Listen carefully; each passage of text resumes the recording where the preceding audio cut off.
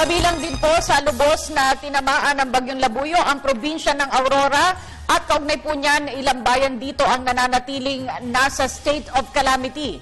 Alamin po natin ang pinakauling sitwasyon doon. Makakausap po natin sa puntong ito sa linya ng telepono si PDRRMC Chief Engineer Elson Egarge. Magandang gabi po, Engineer. Ay, magandang gabi po, ma'am. Kamusta na po ang sitwasyon dyan sa Aurora? Balita po natin, 3 bayan ang nananatili pong isolated. Yes, ma'am. Yun po Kasiguran, Dilasag at saka po Dilalungan. So, wala pa po tayong paraan para makarating po doon?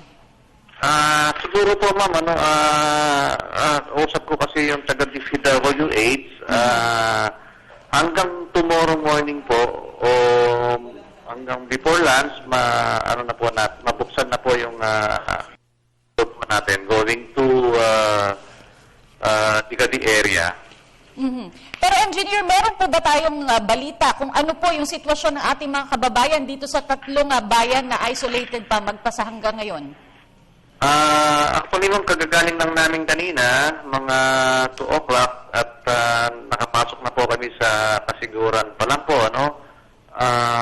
Talaga pong nakakaawa po sila dahil sa nakita ko po, yung kanilang sitwasyon at yung mga damages na nangyari ay talaga pong ang aking pong estimated is almost 95% po.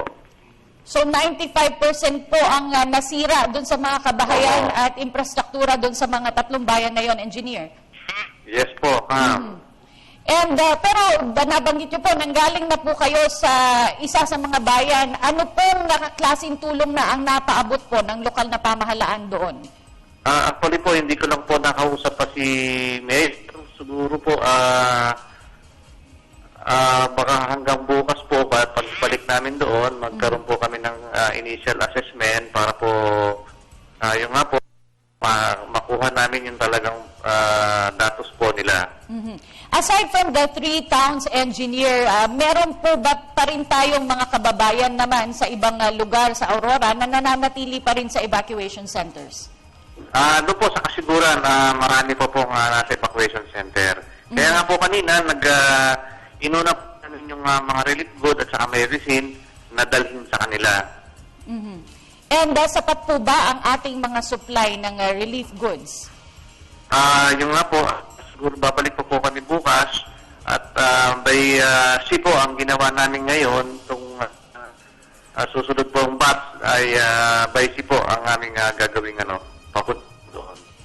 Alright, babalikan po namin kayo muli sa mga susunod na araw para kamustahin po ang kalagayan ng ating mga kababayan dyan. Maraming salamat po sa inyo, Engineer. Thank you rin po.